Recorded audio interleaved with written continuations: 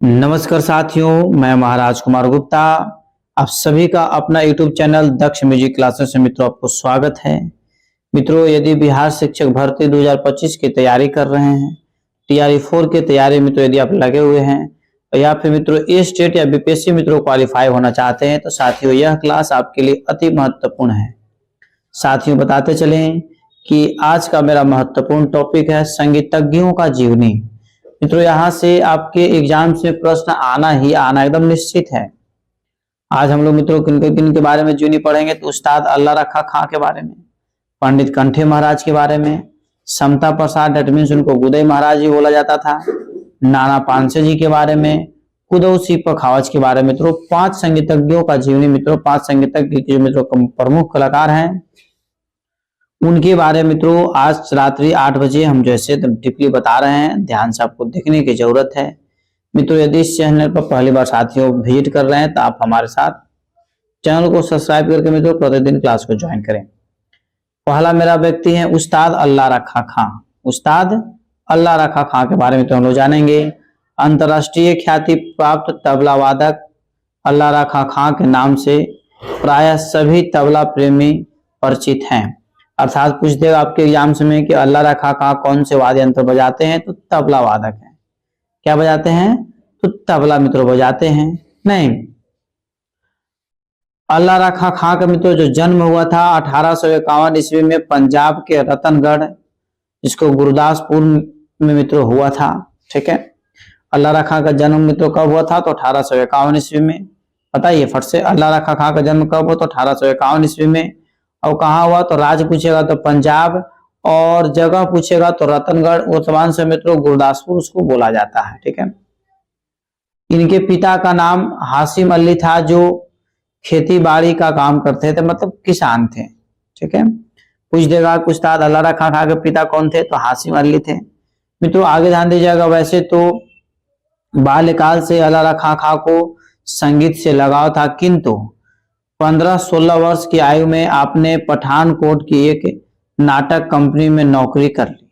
ठीक है, इसीलिए बिना संगति वैसा नहीं आएगा तब तक जैसे उस लायक आप इंसान नहीं बन सकते हैं। नहीं, वहां आप उस्ताद कादिर बख्श के शिष्य बने। ठीक है, और जैसे खां साहब लाल मोहम्मद के संपर्क में आए और उन्हीं से तबले की शिक्षा लेना प्रारंभ कर दिया। कुछ दिनों के पश्चात इन्होंने अपने चाचा के साथ लाहौर जाने का जैसे सुयोग प्राप्त हुआ। ठीक है, वहां अपने उस्ताद कादिर बख्श से तबले के उच्च स्तरीय शिक्षा प्राप्त की। ठीक है साथियों, आगे ध्यान दीजिएगा। संगीतज्ञों की जीवनी एवं महत्वपूर्ण परिचय के बारे में तो हम लोग और भी पढ़ेंगे।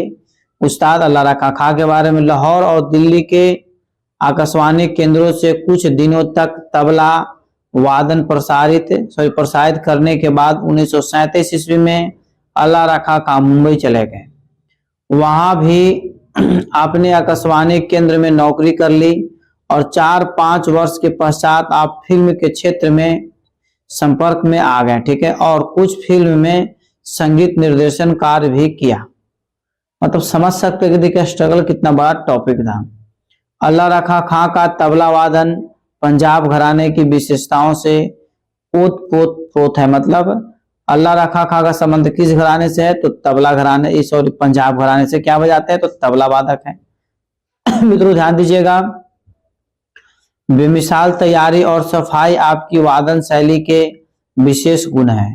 तंत्रकार तथा गायकों की संगीत करने में आपको विशेष महत्व प्राप्त है। आपके सुपुत्र जाकिर हुसैन खां ने भी तबला वादन के क्षेत्र में बहुत यश प्राप्त किए हैं। मतलब जाकिर हुसैन साहब के पिता कौन है तो उस्ताद अल्लाह रखा खां, या अल्लाह रखा खां के पुत्र कौन है तो उस्ताद जाकिर हुसैन साहब। मित्रों बहुत ही अच्छे तबला वादक थे। इसके बाद साथियों हम लोग पढ़ेंगे पंडित कंठे महाराज। ठीक है, पंडित कंठे महाराज मित्रों यह भी जो है तबला सम्राट रामाश्रय मिश्र के घराने से मित्रों संबंध है। पंडित कंठे महाराज भारतवर्ष के श्रेष्ठतम तबला वादक में गिने जाते हैं। कंठे महाराज का जन्म सन 1880 ईस्वी के आसपास बनारस में हुआ था। ठीक है, बाल्यकाल से ही आपकी शिक्षा पंडित बलदेव सहाय मिश्र के द्वारा संपन्न हुई। 3 वर्ष शिक्षा देने के बाद बलदेव सहाय जी नेपाल चले गए। कहाँ चले गए? नेपाल चले गए। शिष्य से गुरु का वियोग सहन न हो सका। ठीक है,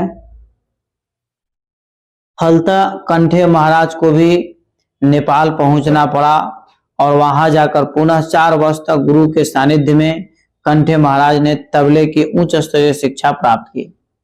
मतलब देखिए, गुरु और शिष्य का जो वहां पर रिश्ता था, जब गुरु जी जब चले गए बेचारे नेपाल, तो इन व्यवस्था में इनको भी जाना पड़ा। ठीक है, भारतवर्ष का प्रत्येक संगीत प्रेमी कंठे महाराज की तबला वादन कला से प्रभावित था। ठीक है, आगे मित्रों क्लियर कीजिएगा। आपने देश में होने वाले विशाल संगीत सम्मेलन, आकाशवाणी के विभिन्न केंद्रों एवं समय समय पर होने वाले अन्य सांस्कृतिक सम्मेलन में तबला वादन द्वारा जितनी ख्याति अर्जित की थी, उतनी ख्याति भारत के किसी विरेल ही तबला वादक ने प्राप्त की होगी। ठीक है साथियों, पंडित कंठे महाराज बहुत ही जबरदस्त जो ऐसे तबला वादक थे। बुजुर्ग और घरानेदार महारथी संगीतकार के साथ वादन करने के लिए आपको ही आमंत्रित किया जाता था, कंठे महाराज को। ठीक है, दोनों तबलों को गिरफत में लेकर जब वे वीरासन की मुद्रा में बैठते थे तो देखते ही बनता था।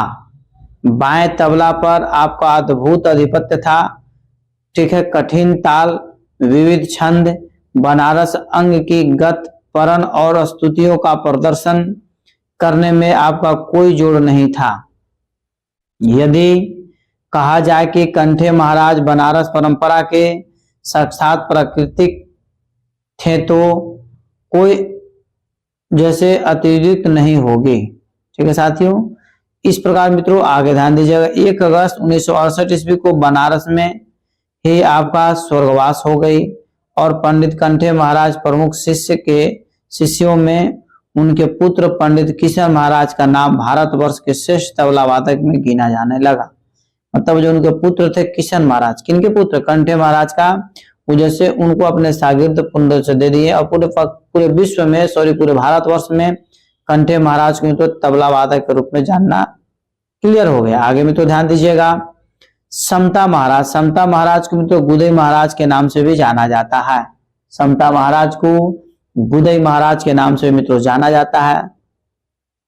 बनारस के तबला सम्राट, ठीक है, प्रतापू महाराज के घराने के तबला वादकों में गुदई महाराज अपने समय के प्रसिद्ध तबला वादक रहे हैं।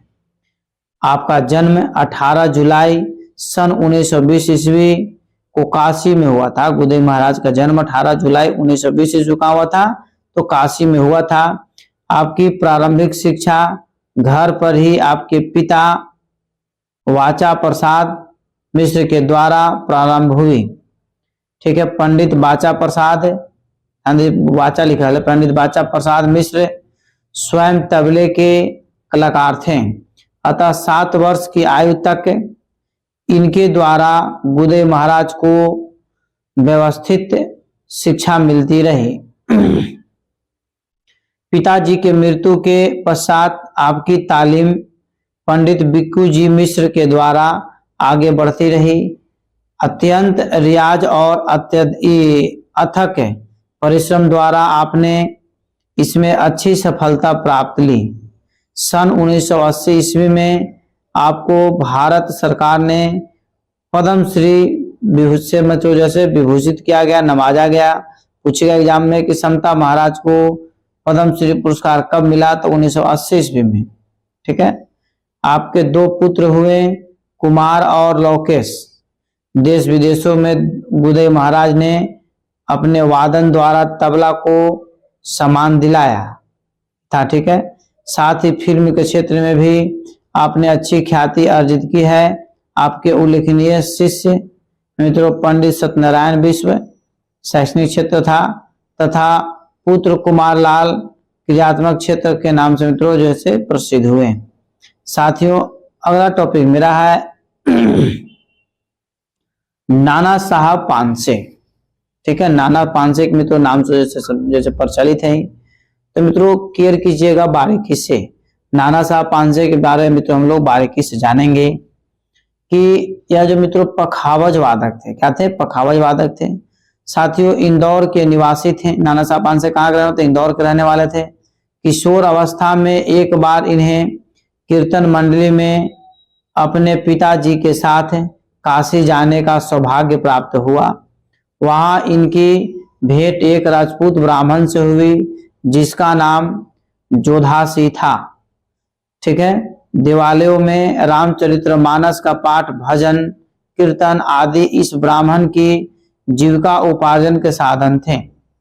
शेष समय एकांत में पखावज वादन में व्यतीत होता था। नाना पांसे इस ब्राह्मण के पखावज वादन को सुनकर बड़े प्रभावित हुए और साथियों उनके हृदय में इस कला को सीखने की प्रबल उत्कंठ जागृत हुई। देखिए कोई ठीक नहीं कि कौन सा इच्छा कहां पर आ जाएगा। यदि ऐसा कंडीशन इनके साथ नहीं आता तो नाना साहब पांसे के बारे में आज हम लोग नहीं जानते। अपने पिताजी से विशेष आग्रह करके पांसे ने इस ब्राह्मण से पखावज वादन की शिक्षा पाने की स्वीकृति प्राप्त कर ली। मतलब अपने पिता से आज्ञा ले ली और समस्त शक्तियों को केंद्रित करके कला की आराधना में जुट गए। ठीक है साथियों, आगे ध्यान दीजिएगा कि मौखिक शिक्षा के अतिरिक्त लगभग 6 घंटे तक आप दैनिक क्रियात्मक अभ्यास किया करते थे। दैनिक मतलब प्रतिदिन, क्योंकि संगीत बिना अभ्यास का संभव नहीं है। काशी में नाना साहब का यह क्रम लगभग 12 वर्ष तक अविरल गति से चलता रहा। 12 वर्ष तक थोड़ा सा नहीं होता है। तपस्या फलीभूत हुई और नाना साहब पांसे पखावज वादन में पूर्ण रूपेण दक्ष होकर मित्रों अपने निवास स्थान को लौट पड़े।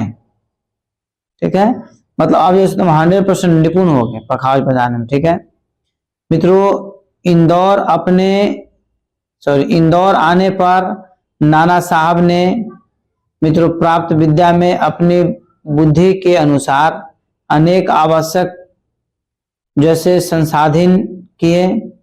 गणित की दृष्टि से जिन परण और बोल में कुछ न्यूनता रह गई थी उन्हें शास्त्र मर्यादा अनुसार शुद्ध किया जाता था। ठीक है, स्वयं भी बहुत से नवीन ठेकों वाले टुकड़े परण आदि की रचना की और उन्हें अपने शिष्य वर्ग को सिखाया।